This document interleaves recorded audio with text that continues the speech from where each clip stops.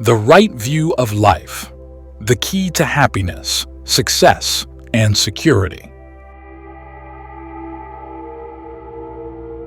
To be happy, successful, and secure, we must first learn to see ourselves and the world as they truly are, and should then shape our everyday activities in keeping with this view. We must also look for solutions to our problems in terms of the relationship of cause and effect, for the universal law of causality operates in the field of human behavior as much as it does in the physical world. The foundation for a fruitful life is an understanding of the moral law of Kamma. Kamma is volitional action, action that expresses morally determinate intentions or volitions. We need to recognize clearly that wholesome and unwholesome deeds produce corresponding good and bad results. As a person sows, so shall he reap. Good begets good, and evil begets evil. This retributive power is inherent in volitional action, or Kamma. Kamma is also cumulative. Not only do our deeds generate pleasant and painful results, but in their cumulative force, they also determine our character. The deeds we perform in any one life are transmitted to future lives in the form of dispositions. These dispositions constitute our character traits.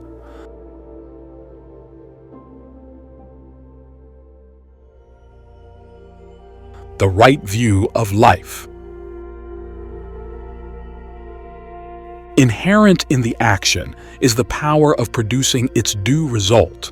This happens without the intervention or help of any external agency. Buddhism denies the existence of a creator God. Kamma is neither fate nor predestination, but our own willed action considered as capable of producing results. Understanding the kammic moral law of cause and effect, we will learn to control our actions in order to serve our own welfare as well as to promote the good of others. There are 10 unwholesome courses of action, akusala kammapatha, deeds which originate from the defilements of greed, hatred, and delusion. These are killing, stealing, sexual misconduct, lying, slander, harsh speech, useless talk, covetousness, ill will, and false views. Contrary to these, there are 10 bases of merit, punyakiriya vathu, deeds which spring from the virtuous qualities of detachment, goodwill, and wisdom, and which generate wholesome Kamma, generosity, morality, meditation, reverence, service, transference of merit, rejoicing in the good deeds of others, hearing the Dhamma, expounding the Dhamma, and straightening out one's views. It is lack of right understanding and ignorance of the underlying laws of life that account for the prevalence of materialism in today's world, even in the traditional homelands of the Buddha Dhamma.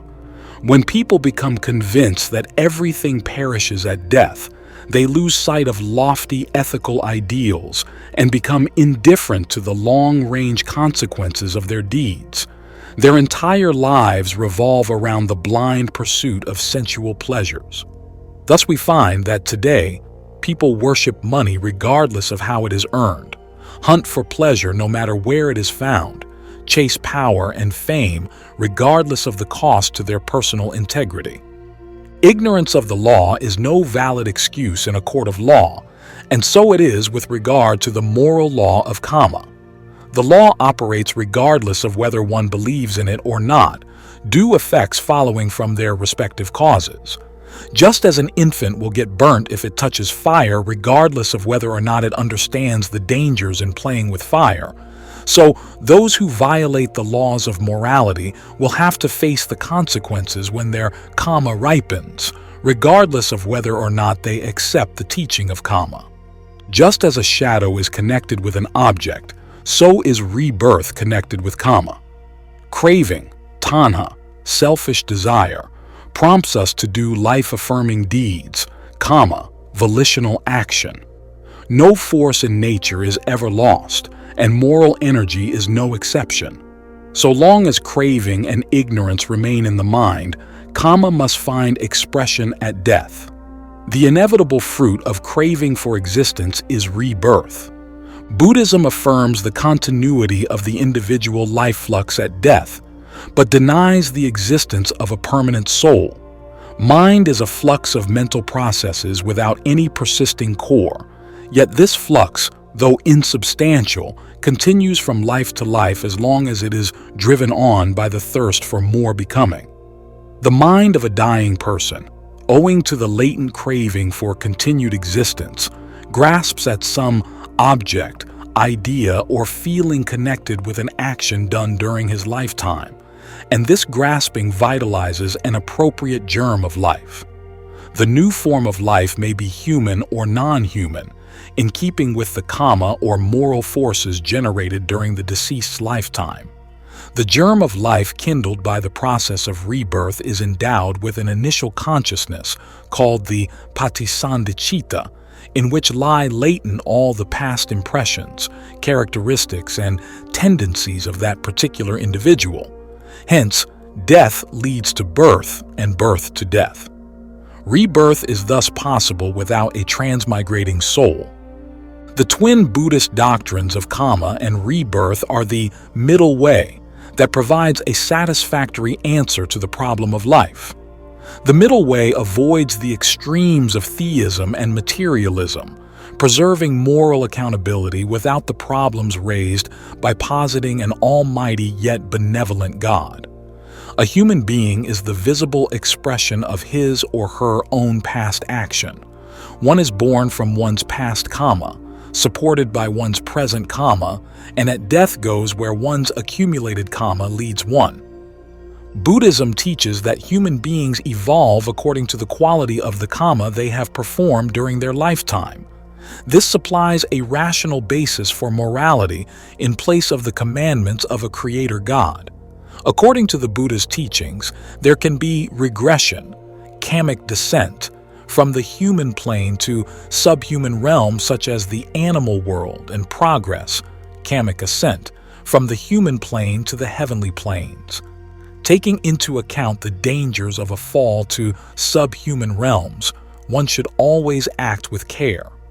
Virtue, based on a righteous code of conduct, protects one from regression and ensures spiritual progress. A true follower of the Buddha accepts the moral law of Kamma as just, recognizing it as the chief reason for the many inequalities among human beings in regard to health, wealth, and wisdom. He also learns to face life's losses, disappointments, failures, and adversities calmly, without complaining, for he knows that they are the result of his own past misdeeds. If he asks himself, "Why has this happened to me?" the answer will be expressed in terms of action and result. He will try to solve his problems to the best of his ability and will adjust himself to the new situation when external change is not possible. He will not act rashly, nor fall into despair, nor try to escape his difficulties by resorting to drink, drugs, or suicide, as so often happens in Sri Lanka. Such conduct only shows emotional immaturity and ignorance of the Buddha's teachings. For a genuine Buddhist, then, one's everyday activities by way of thought, word, and deed are more important than anything else in life. A proper understanding of the Buddhist moral law of Kamma and rebirth is essential for happy and sensible living and for the welfare of the world. In the Buddha's own words, "The slayer gets a slayer in his turn. The conqueror gets one who conquers him. The abuser wins abuse. The annoyer frets. Thus, by the evolution of the deed, a man who spoils is spoiled in his turn." Samyutta Nikaya, Kosala Samyutta, trans, by Sir Robert Chalmers.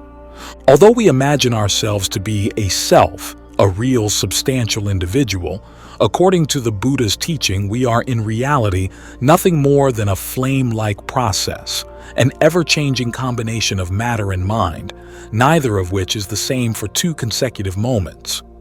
All the components of our being are impermanent, unsatisfactory, and devoid of self. Life is not a being, an identity, but a becoming, not a product, but a process. There is in actuality no doer, only a doing, no thinker, only a thinking, no goer, only a going. The Buddha teaches us how to put an end to the beginningless cycle of rebirths in which we undergo the manifold kinds of suffering.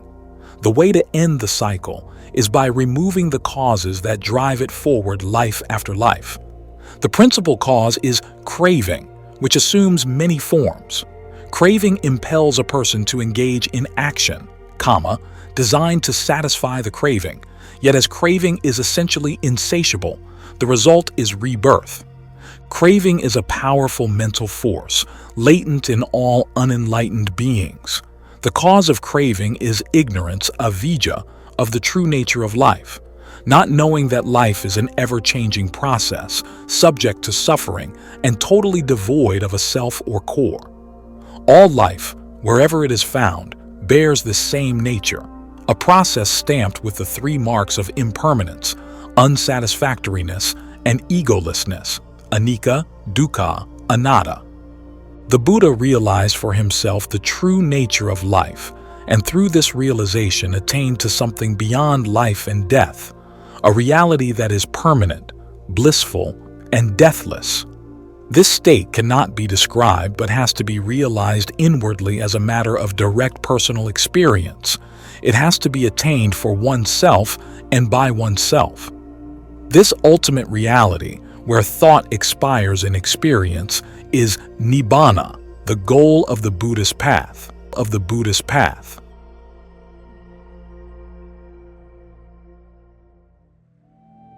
The Four Noble Truths and the Noble Eightfold Path. The Buddha's teachings may thus be condensed into these four verifiable truths, called the Four Noble Truths. Suffering, its cause, that is, craving, its cessation, that is, nibbana, and the way leading to cessation of suffering, that is, the Noble Eightfold Path. These are eternal truths, truths that do not change and cannot change with time and place. The only way for us to avoid unhappiness and dissatisfaction is to eliminate the craving that gives birth to it, for everything eagerly sought for and clung to is impermanent. Nothing lasts forever, no person, no object, no experience. Whatever arises must perish, and to cling to the perishable sooner or later ends in suffering. It is by no means easy to eliminate craving. In fact, it is the most difficult challenge of all. But when we do so, we will reach a state of inward perfection and unshakable calm.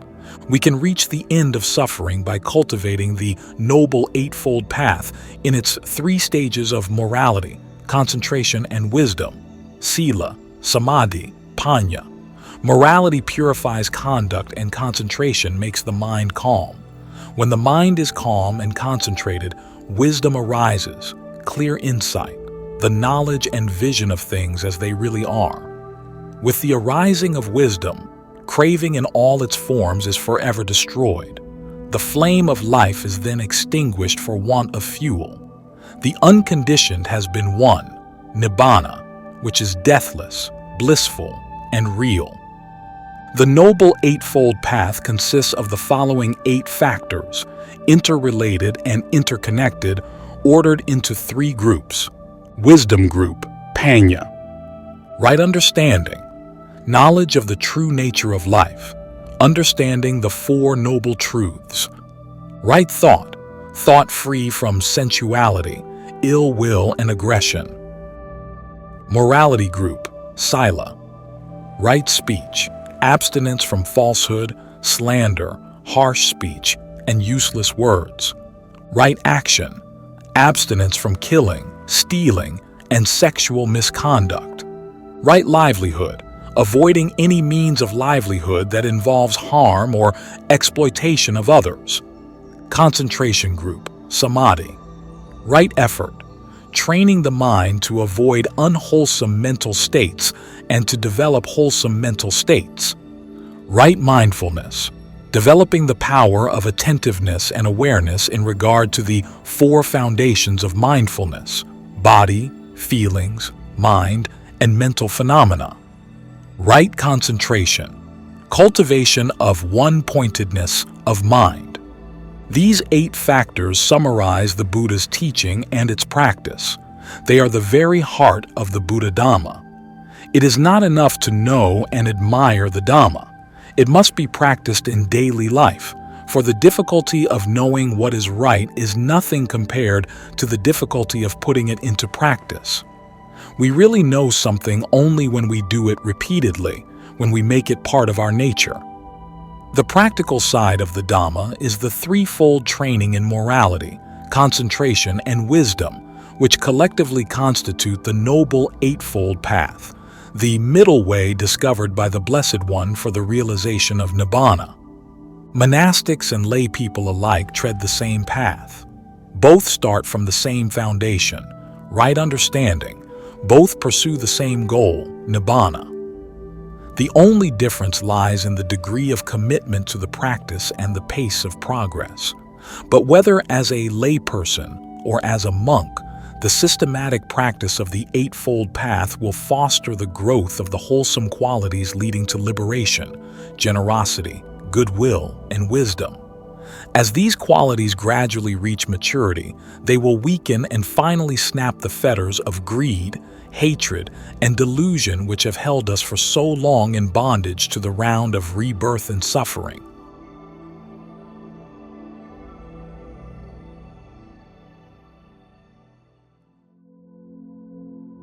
Benefits of right understanding.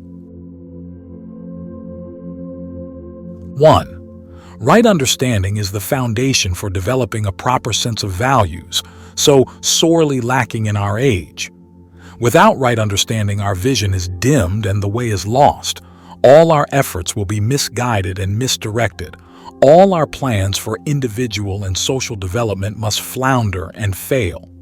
Such plans will have to be based on the Eightfold Path, with its emphasis on self-effort, self-control, and respect for the individual. When wrong views prevail, we will operate with a perverted sense of values.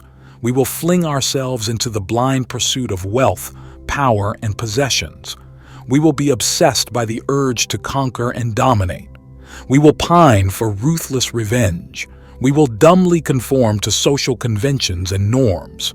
Right views will point us towards an enlightened sense of values, towards detachment and kindness, towards generosity of spirit and selfless service to others, towards the pursuit of wisdom and understanding.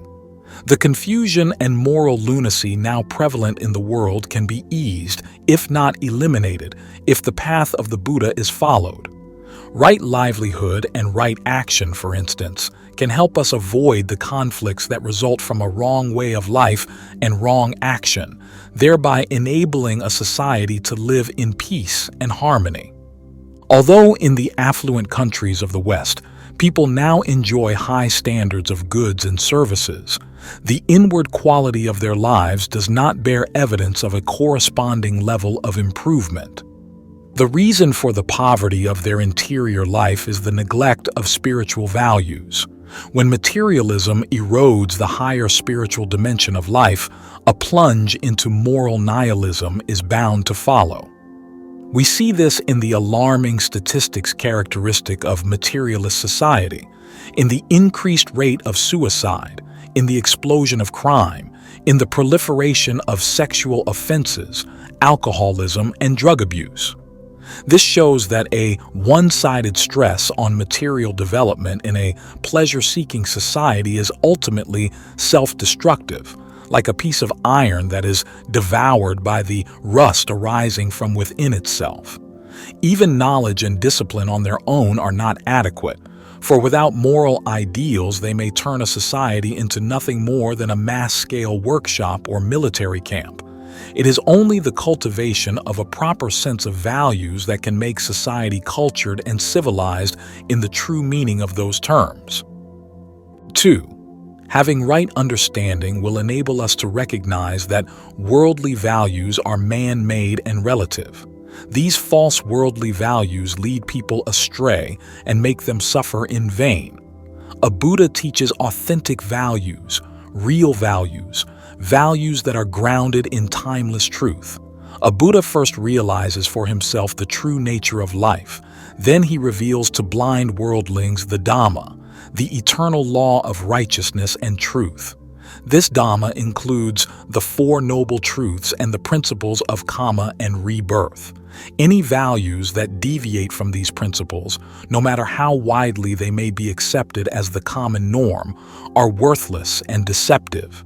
While those whose minds are shrouded in wrong views will be deceived by them, one with right view will realize their hollowness at once. 3. Seeing that life involves incessant change and that it is subject to many forms of suffering, one with right understanding learns to live simply and to regulate desire. A wise and virtuous person is moderate in his desires and follows the middle way in all matters. Understanding the close connection between craving and suffering, he will realize the importance of holding desire in check by simple living. One with right understanding is aware that real happiness is an inward state, a quality of the mind, and should therefore be sought inwardly. Happiness is independent of external things, though of course a certain degree of material security is necessary as a basis for inner development. We require only 4 basic kinds of physical sustenance: wholesome food, clothing, shelter, and medicine. Complementary to these, we have 4 mental needs: right knowledge, virtue, guarding the doors of the senses, and meditation. These are the 2 sets of basic requisites for leading a lofty life. Living simply, without superfluous possessions and entanglements, leads to contentment and peace of mind, releasing time and energy to pursue higher virtues and values. It is pride and vanity that keep us tied to false goals, and the smaller the mind, the greater is the pride. 4. Buddhism upholds the objectivity of moral values, for its ethics is based on the law of cause and effect in the moral sphere, and this law, like the physical law of gravity, is an unvarying truth valid for all time. Good deeds and bad deeds will produce their respective pleasant and painful fruits, regardless of the views and wishes of the people who engage in them. Recognizing the objectivity of the moral law and the undeviating connection between deeds and their results, a person with right view will abstain from wrong actions and adhere to the standards of wholesome conduct embodied in the 5 precepts of virtuous conduct. 5. As instability is inherent in life, the most unexpected things can happen. Therefore, the wise Buddhist recognizes the need to control his feelings. When calamity comes, we must face it calmly, without lamenting or falling into despair. The ability to remain equanimous amidst the fluctuations of fortune is a benefit of right understanding. We should understand that everything that happens to us happens because of causes and conditions for which we are ultimately responsible. Similarly, as we obtain some degree of emotional control, we will be able to discard irrational fears and worries. The seeming injustices of life, grievances, emotional maladjustments, etc., are all explained fully and rationally by the law of Kamma and rebirth. By understanding this law, we will see that in the final analysis, we are the architects of our own destiny. 6. A further fruit of right understanding is the ability to look at people, things, and events objectively, stripped bare of likes and dislikes, of bias and prejudice. This capacity for objectivity, a sign of true mental maturity, will issue in clearer thinking, saner living, a marked reduction of susceptibility to the pernicious influence of the mass media, and an improvement in interpersonal relationships. 7. One with right understanding will be able to think for himself. He is able to make up his own mind, to form his own opinions, to face life's difficulties armed with the principles of reality taught by the Buddha. The true Buddhist will not be a moral and intellectual coward, but will be prepared to stand alone regardless of what others say or think. Of course, he will seek advice when necessary, but he will make his own decisions and have the courage of his convictions. 8. Right understanding will give us a purpose for living. A lay Buddhist must learn to live purposefully with a worthy aim, both an immediate aim and an ultimate aim, the one fitting harmoniously into the other. To be truly happy, we require a simple but sound philosophy of life. Philosophy is the keen desire to understand the nature of man and our destiny in the universe. It gives life a sense of direction and meaning. Without one, we either dream our way through life or muddle through life. A clear-cut philosophy makes life meaningful and fruitful, enabling us to live in harmony with our fellows and with the natural environment.